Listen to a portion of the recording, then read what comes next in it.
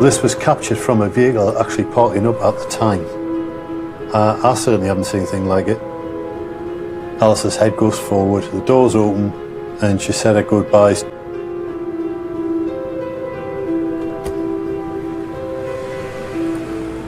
And within approximately 1 hour, Alice will be dead. Alice! Alice! Alice! Oh my God, she's dead! She's dead! 81 feet likewise.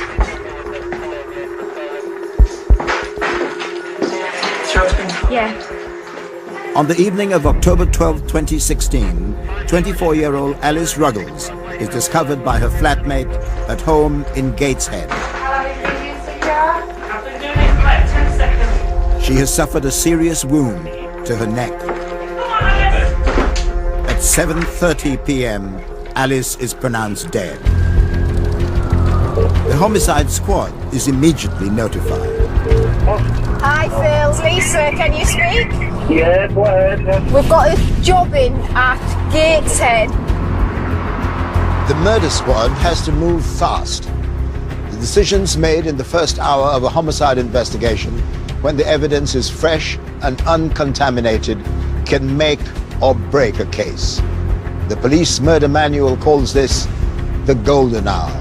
Right, let's go. Tonight, with unprecedented access, we follow homicide detectives during their golden hour. Somebody's clearly been trying to get up in the window. For the first time, this murder squad will wear body cameras. We've got a little bit of blood on the floor. We will see exactly what they see. It's murder. It is, John. Yeah. They have an hour to catch a killer.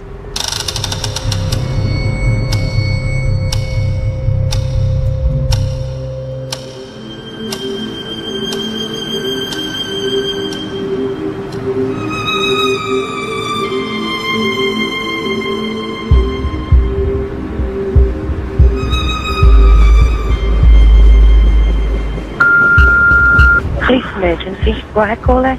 Please, I've just come back to my flat and the door was locked, so I crawled through the window and my flatmate's covered in blood in the bathroom. Is she breathing? I don't know, I can't look, I'm sorry. Okay, try and stay calm. What's your call? She's called Alice. Alice!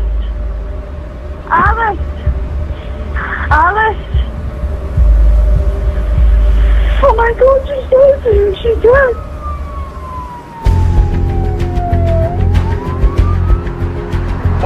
Hi Phil, Lisa, can you speak? Yeah, go ahead. We've got a job in at Gateshead. What's the crack? The female found dead on the floor in the bathroom. He's called in by a housemate. And what injuries has she got? Appears to have had a throat slit. Right. My job is to catch the killer and to get the killer convicted. It's my responsibility. You know, if it goes wrong, it's down to me. As lead investigator, key decisions made by Detective Chief Inspector Lisa Thieker at this initial stage can make or break the case and determine whether or not she catches Alice's killer.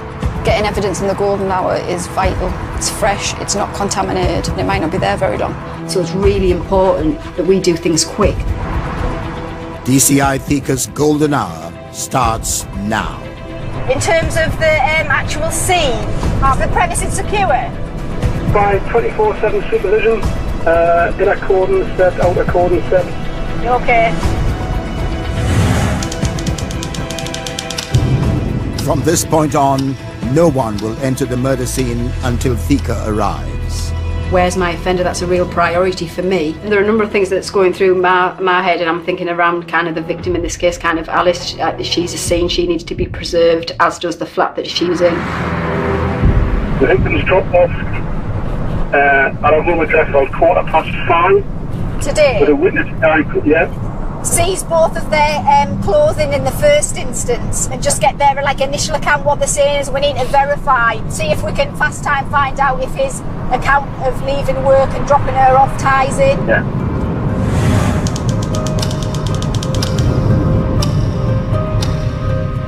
DCI Thieker must quickly identify all witnesses and any suspects.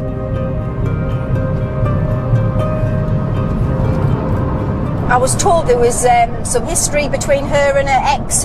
What's the score with that? He's a soldier based up in Scotland, in the Edinburgh area. Right. And we're doing some research on him now. Okay, how old's he?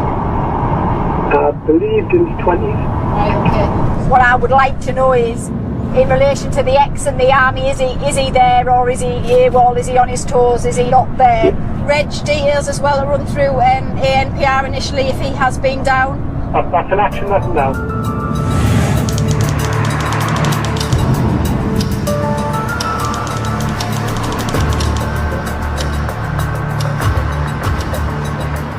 I'm on my way to Gateshead now. Can you just make sure that you get all the staff that have been involved back at Gateshead, Nick, to give me an update so that I can brief everyone?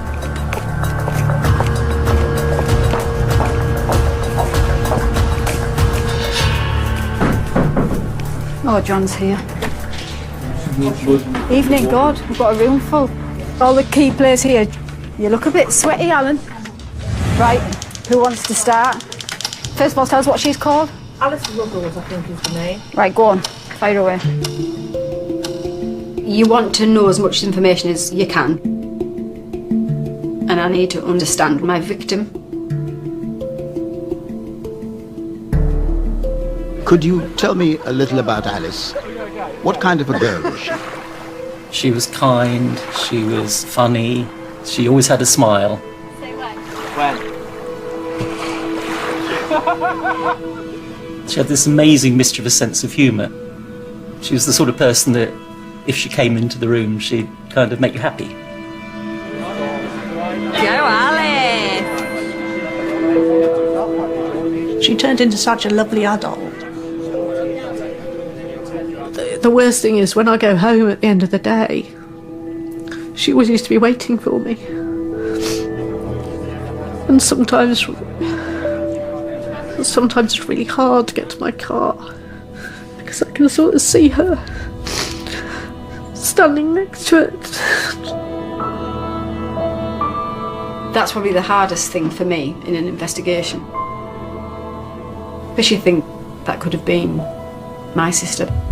That could have been one of my friends. And I need to understand my suspect. Alice had been having problems with her ex-boyfriend. Alice had been with Harry for about a year. They split up recently. He's in the army in barracks in Edinburgh. Lance Corporal Harry Dillon recently returned from serving in Afghanistan.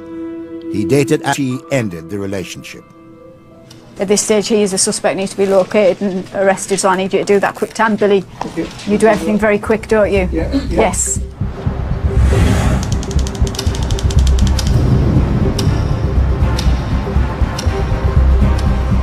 Is there much CCTV in the area? From these parts, unfortunately. Why is it every job I work on there's no CCTV?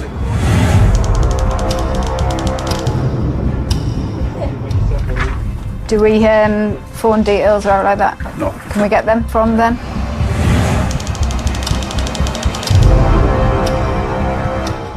Thika's search for Harry Dillon quickly throws up a result. His car has been spotted.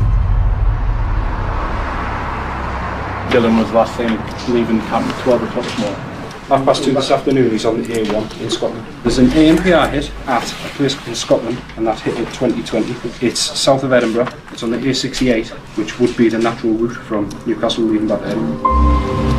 The police automatic number plate recognition system picked up Dillon's car early in the day, heading from his barracks in Scotland to Alice's flat in Gateshead.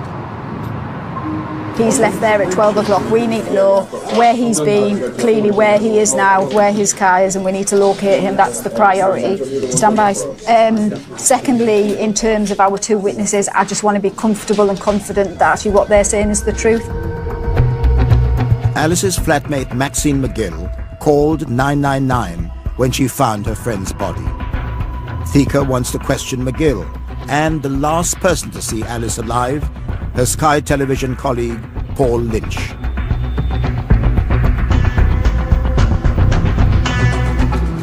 As her golden hour draws to an end, Thika goes to the crime scene.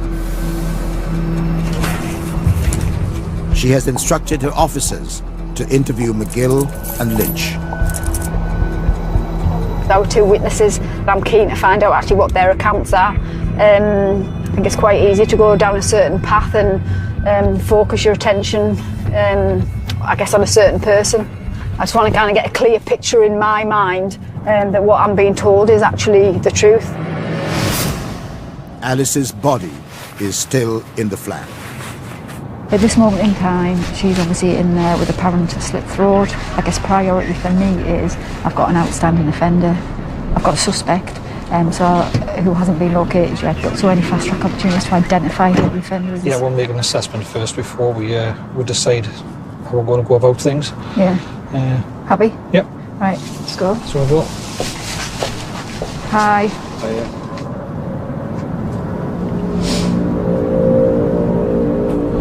If we're going to walk through, if we keep to this side, in case there's any potential footwear marks.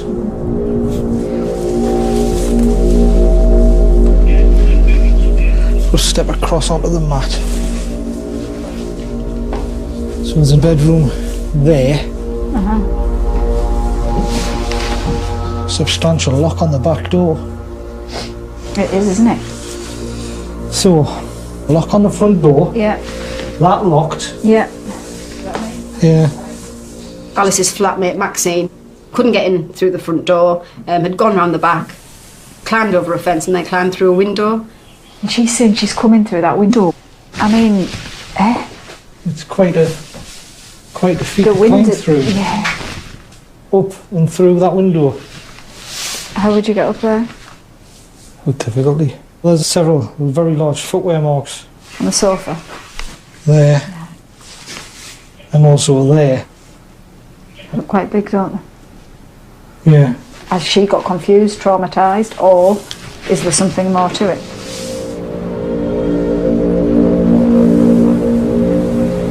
What concerns me a little bit, what troubles me, is her account.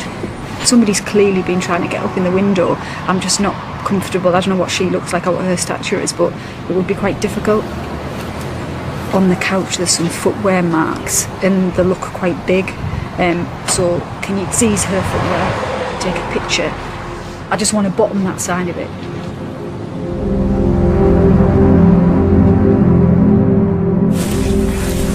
Earlier, Thika requested the authority to seize Alice's phone records. Is there a phone there? Or is it just the case? Just the case.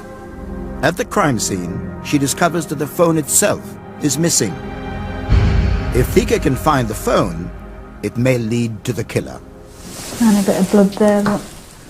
Yeah, we've got a little bit of blood here on the floor. I've still got paramedics equipment in here as well.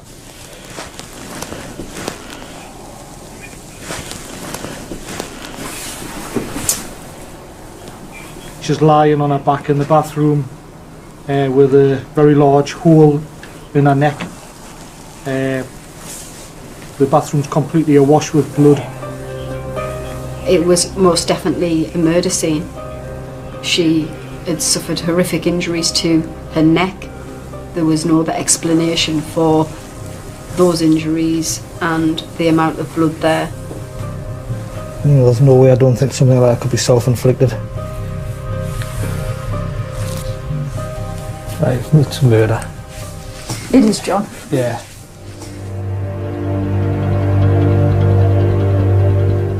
Now that Thika has confirmed this is a murder, decisions made in her golden hour become critical. One of her first actions was to order a search for Alice's ex-boyfriend, Lance Corporal Harry Dillon. All right, see you soon. Right. We've got him. Oh, got him? Yeah.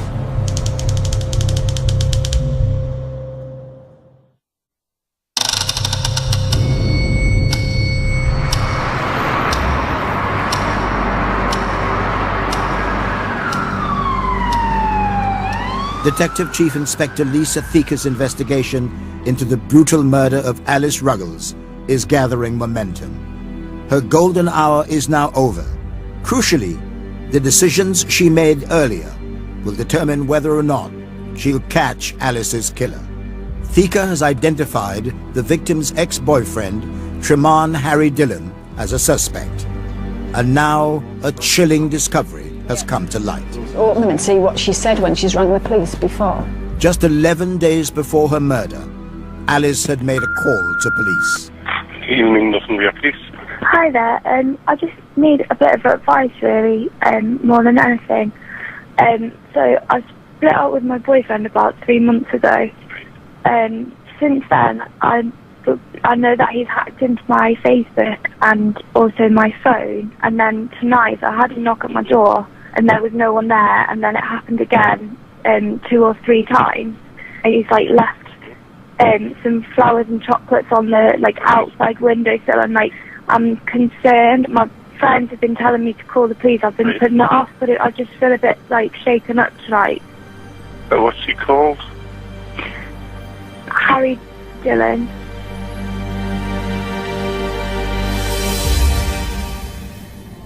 When she eventually rang the police, she asked them what they could do, and the first phone call she got a really nice, sympathetic policeman who guided her through it all and said they could issue a PIN, and then that would mean that he couldn't come anymore. That was a temporary order? Yes, an order that effectively tells him not to come. Yes.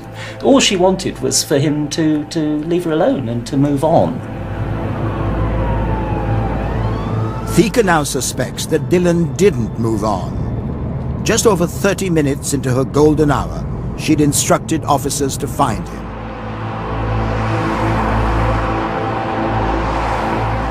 They've arrived at the barracks to get him. This is arresting Truman Dillon on suspicion of the murder of Alice Ruggles. Man, have you got anything in your pockets at all? No, have a look. See what jewellery he's got on as well. Rings or watch. You just want to take off your Help for Heroes bracelet you've got on, please.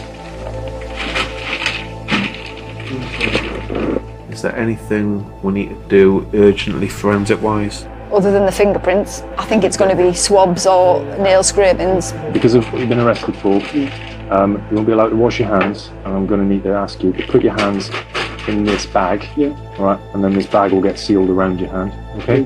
Put your hands in here. So I guess it's what swabs we get from him to potentially fast track. Are you saying that Alice is dead, or is she, or someone's All I can tell you is that you've been arrested on suspicion of the murder of Alice Ruggles.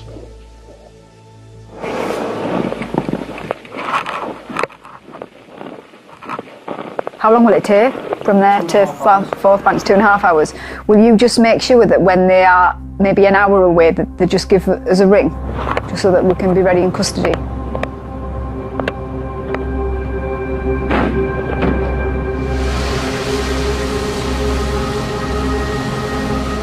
Harry Dillon is now under arrest, yet Thika has to keep every line of inquiry open and is keen to corroborate all accounts from witnesses, including forensic evidence from Alice's flatmate, Maxine McGill.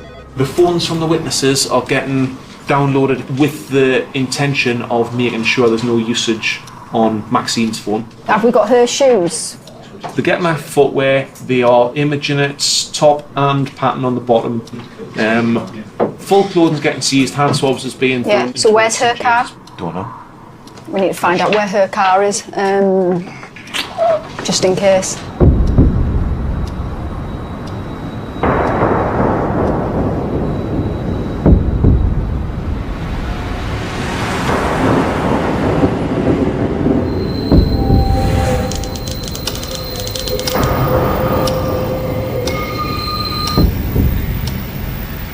At 24 minutes past 3 on the morning of October 13, Dillon arrives at the police station in Gateshead. 7 hours earlier, Thika had ordered his arrest. Just get booked in.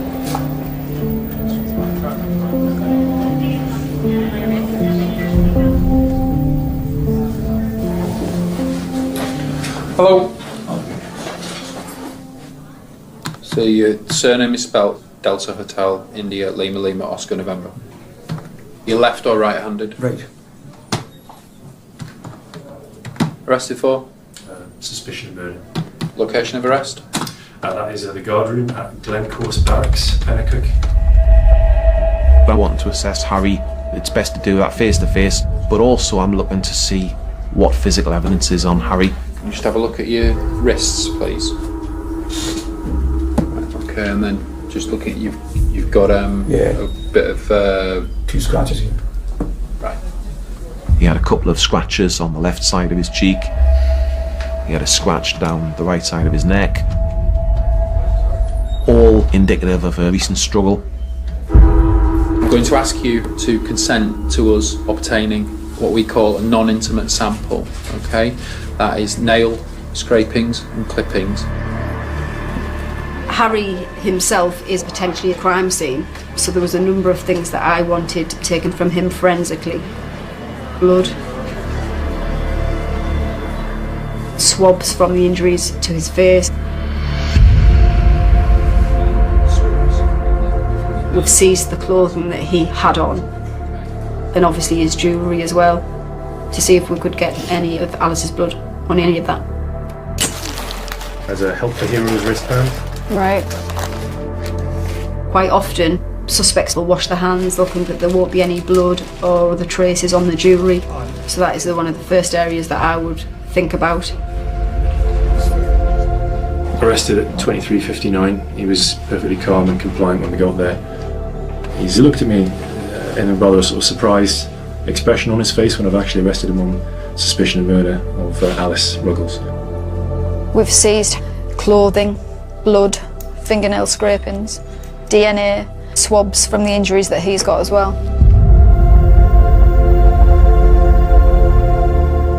In her golden hour, Thika ordered the seizure of Harry's car. Harry's car was uplifted, was brought back to our force area for forensic examination. We discovered a small spot of blood on the steering wheel. A spot of blood in the car could be absolutely crucial for us.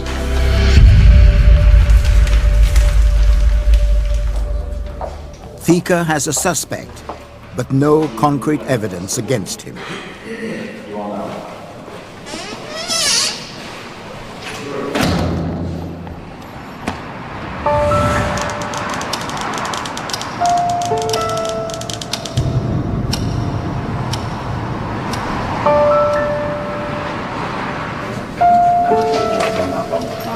Right, morning everyone. DCI Lisa Thika has been up all night. With Dylan in police custody, her attention has turned to Alice's flatmate, Maxine. My understanding is she's left work at 6:20, when it takes about 10 minutes to get to their home address. She's gone around the back and she's climbed through the living room window, and then she's gone in the bathroom where she's found Alice on the floor. Thika needs to corroborate Maxine's story, as some things at the murder scene simply didn't add up. On the couch there's some footwear marks and they look quite big, so can you seize her footwear? The results have now come back from the forensics lab. It's a match for Maxine's footprint, which supports her account of the night of Alice's murder. She's rang the police. I mean, we've listened to the call here and it is harrowing. She's then rang her work colleague, Paul Lynch. Now, he's the supervisor at Sky, so all three of them work there together.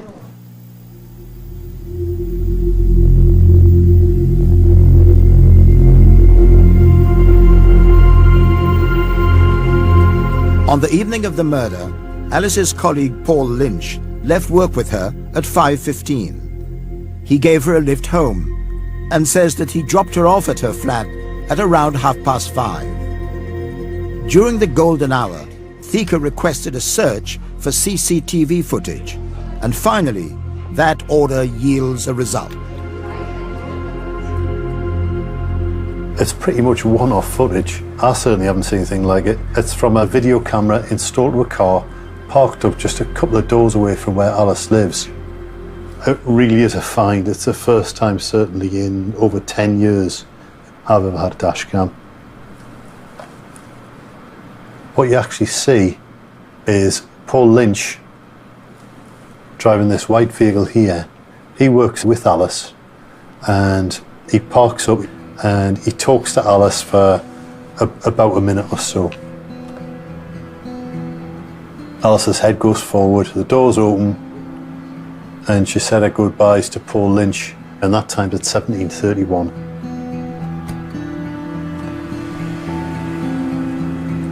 This is the last image that we have of Alice alive. She's entering a house there, and within approximately 1 hour, less than that, Alice will be dead.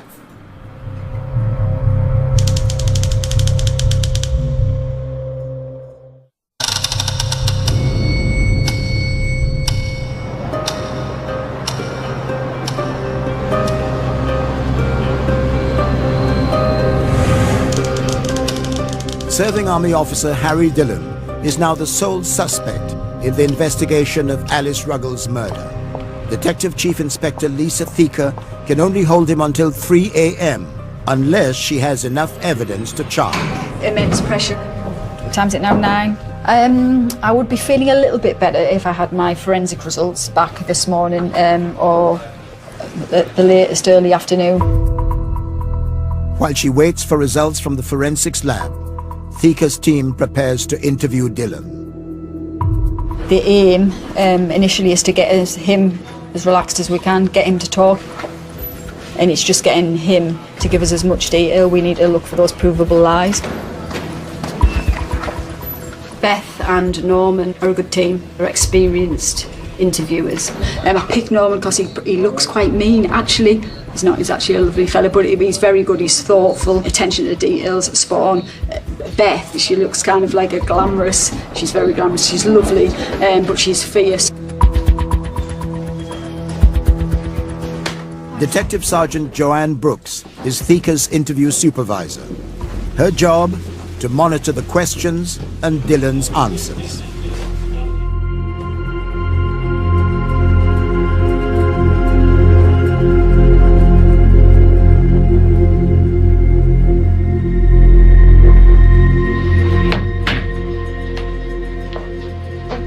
This interview is being digitally recorded. We're in interview room number 10 at Forthwest Police Station in Newcastle. So Harry, yesterday Alice Ruggles was found at her home address in Gateshead and she'd been murdered. Okay, did you murder Alice? No, I did not murder Alice. Do you have any knowledge of this? No, I don't have any knowledge of this. Were you present when this murder occurred? No, I wasn't. Can you tell me what you were doing yesterday then from 10 a.m. until the time you were arrested last night, please? So I drove down towards Newcastle, and because I just wanted answers. So I drove down to speak to her. She was sitting in the living room, the sofa, and she was doing something on the phone. So I knocked at the window.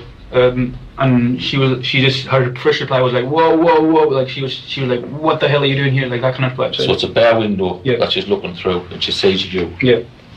And there's no arrangement whatsoever for you to be there. No. How do you end up in the house? I never entered inside her house. Right. I was always outside. She's the one who came outside. So she came from the back, like the back area, and I tried to hug her. She said, I don't want to speak to you or see you because I've heard stories about how guys like you end up killing their girlfriends, and I've got a feeling you'll probably do the same. And I don't want to die. I want to live. And I said, I'm begging you, once, please. When people break up, they at least give each other a hug or say goodbye. And I try and hold her arms like this. Explain that bit. That's important, isn't it? Right, can I use you, please? Yeah. So if I'm walking, so she just had her arms like this with her phone in one of the hands. Yeah. So I was like, Alice, please, and as soon as I did that, just holding her arms with her right hand, she just pulled it off and just went like, fuck off, you creep. And that phone. What happened to that phone? Where else this is going on? Do you remember? Do you remember what happened? Like, what do you mean? Her phone. Yeah, what happened with her phone? I remember her having her phone when she opened the door. When she showed me, she's like, with her thumb on the call button. Yeah. She's like, I'm gonna call 999. Do you know which hand she had it in or not? Sorry. I think her phone was on the right hand, and then she put it on the bench, or she put it in the left hand. But I'm not sure. As far as I remember, I think it was in her right hand, because when I tried to hug her, she grabbed my hair with her right hand again, and then she I think scratched or whatever she did, and I didn't even realize that I had these till Sorry till later on. You don't know what's going to become important. It could be just something as simple as which hand was something in, and it's about getting all of that detail, because that's where, if you're the suspect, that's where you'll make your mistakes.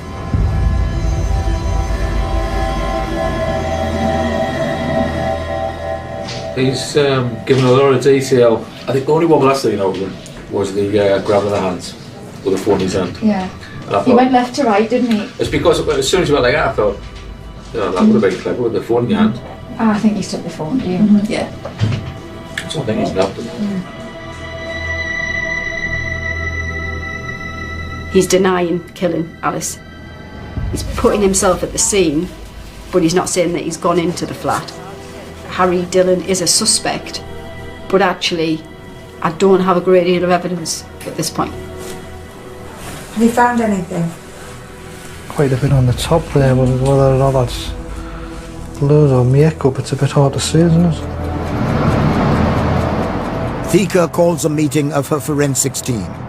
With only 7 hours to go until the custody clock runs out, she needs physical and forensic evidence if she's to keep Harry Dillon in custody. Are we ready to go? Yeah. I want to keep this short and succinct so we can get away. Michelle, scene-wise, you've obviously been down there for several hours. She was laid on her back with her arm outstretched. Her top was saturated with blood, and that, in my opinion, is from her being laid in the pool of blood from her neck. I would expect him to have some blood on him as a result of his interaction with her. There was no evidence of him washing in the bathroom sink. There was no blood on the taps, no blood splashes into the sink. I just don't know how he's got out of there. We don't know how long he's been in. I don't think he's been in there for a great deal of time. Any blood. Right, let's go.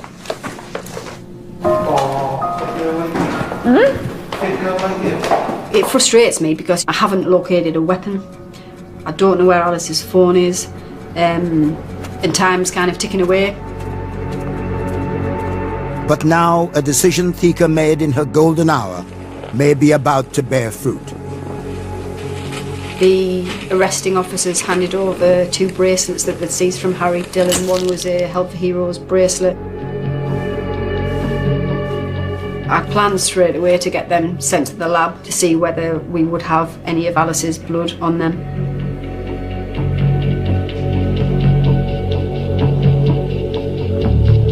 The lab reports that there is blood on the wristband. Yet it may take hours before DNA analysis can identify whose blood it is.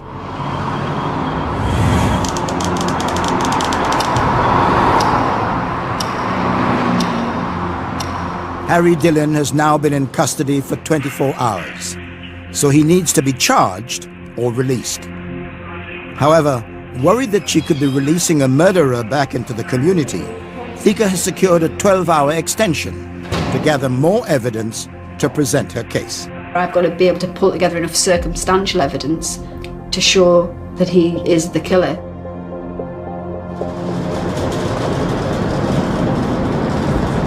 The interviews, Joanne, give us a run through exactly what he said and where we are with him.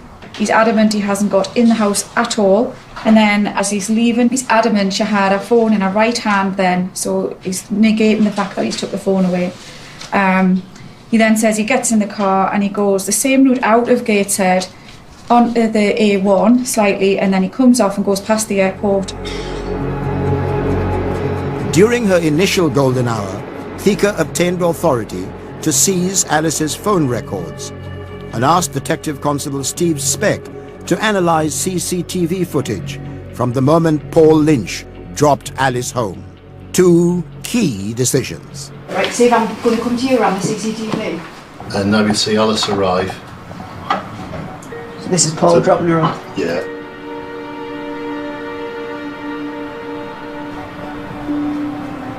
That's all I said. As Alice walks into her flat, Speck has established that Harry Dillon's white BMW is parked just up the street, hidden from view and facing away from the flat. 17, 15, 13, he parks up. Camera's in position up here. Will he have seen Alice getting dropped off? I think he could have done in the rear view mirror or using the wing mirrors. 17, 45, 46, that's when you've seen moved off, turn around. Alice has been at home for 14 minutes when Harry starts driving towards her flat. He's gone in after, hasn't he? Between 5:45 and 6 p.m, as Dylan's car pulls up, Alice's phone records show she was messaging friends. This is the last photograph of Alice alive. She's last used her phone on WhatsApp at 1 minute past 6, yeah?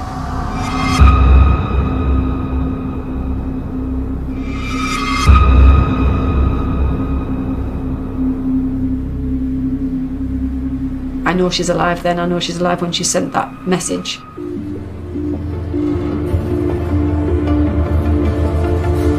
"24 minutes after Alice's last message, CCTV shows Harry's car leaving the area. Police emergency, square caller. 9 minutes after that, at 6:34 p.m, Alice's flatmate calls 999. Alice! Alice! Alice! Oh my God, she's dead! She's dead! It's not only CCTV that tracks Harry's movements.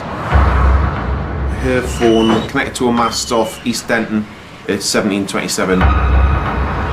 18:36 it connects to a mast in Winlayton. Yeah. At 18:36:50 it connects to a mast in Kenton. In his interview, he's saying that he's heading back that route, yeah? Her phone then hits a mast towards the airport at 18:39. She's dead then. We know she's dead then.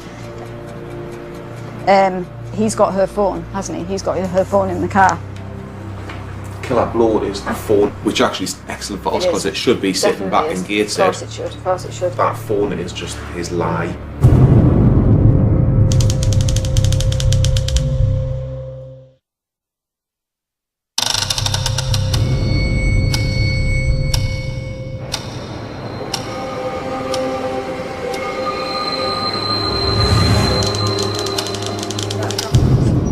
Detective Chief Inspector Lisa Thieker instructs her team to interview Harry Dillon one more time.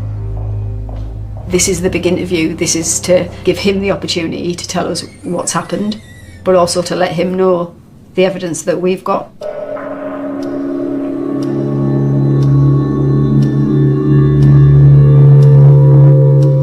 We're going to change his world a little bit now. I think he's going to become uncomfortable and have to account for things he hasn't quite covered. We're going to put to him about the phone, we're going to put to him about the AMPR.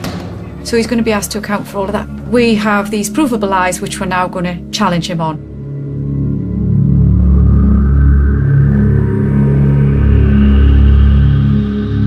Can you remember that you saw Alice's phone in her hand when you left?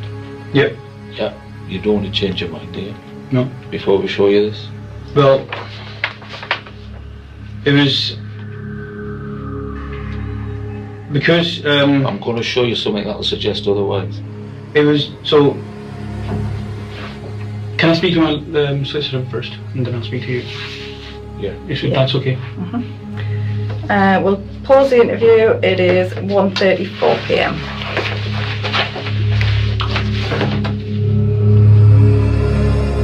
Thieker and her team now have proof that Dillon has lied about the phone, discrediting his account of the night of Alice's murder. Right. Good luck. Yeah, everything's recorded. Okay, this is a continuation of an interview with Trevor Dillon, also known as Harry. We have Alice's phone pinging on a mast near to the airport. All right, the route you've told us that you have driven after you've left the house. Yeah? What I'm saying to you is you have taken Alice's phone. What have you got to say about that? No comment. So what have you done with it? No comment.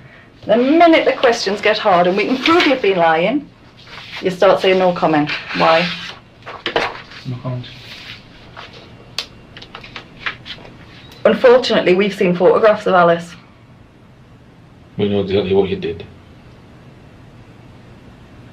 We've been told exactly what happened to her and how you cut her throat. No comment. You told me you loved her. You said you loved her. You didn't love her. You didn't love her.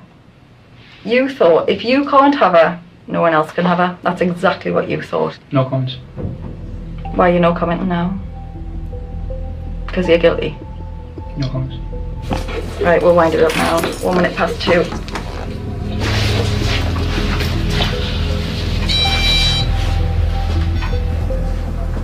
You know he's done this, he knows that he's done it. He hasn't got the balls now to admit what he's done. In my mind, we've got enough to charge him with murder.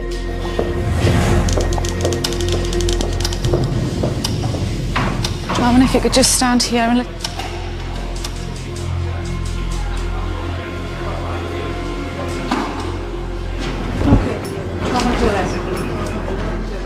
You're charged with that on Wednesday the 12th of October 2016 at Gateshead, murdered Alice Ruggles, contrary to common law.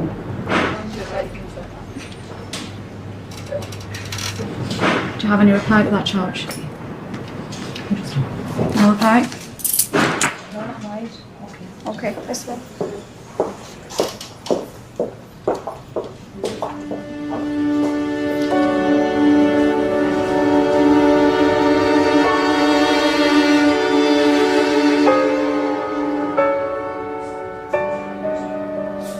That poor girl. And she's clearly been frightened of him for a long time. Probably never thought he'd go this far, and he's clearly just... well, he's took a life in quite a violent and horrific way. I hope he goes to jail for a long time.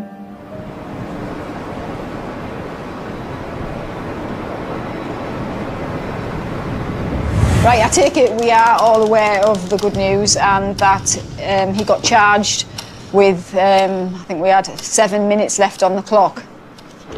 With Harry Dillon now charged, DCI Thika's golden hour decisions will prove crucial in building a strong case against him in court.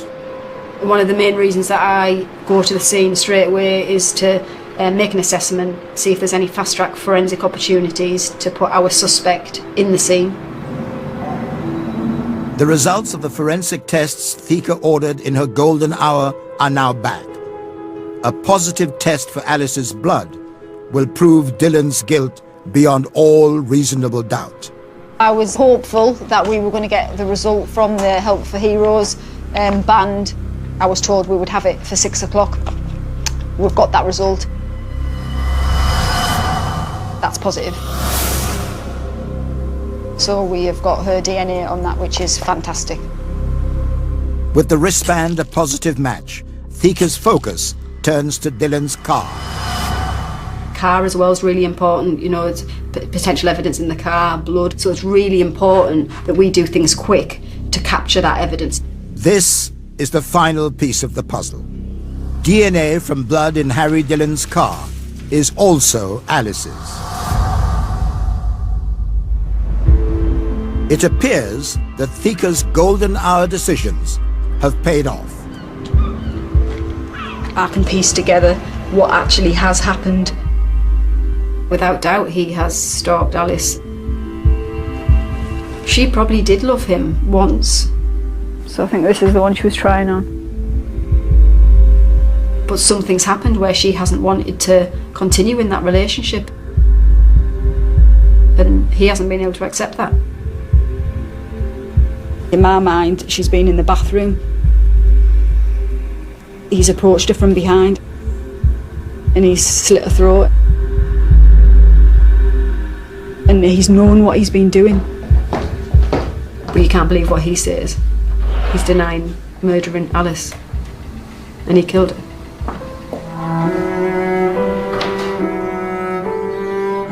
We hadn't sort of realised how much Alice was sort of the centre of the family and how we relied on her to sort of join us all together. But we're just having to find a new way through, aren't we? It's just very difficult. We know there's only one person to blame for this, but you can't help thinking to yourself, could we have done more?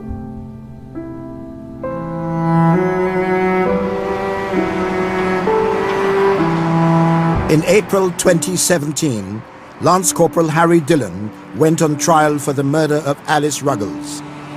He was found guilty and sentenced to life imprisonment. I don't think I ever stopped thinking about Alice, really. Part of the time you're carrying on doing normal things, and then something just reminds you it's a normal life, and Alice-sized hole in it.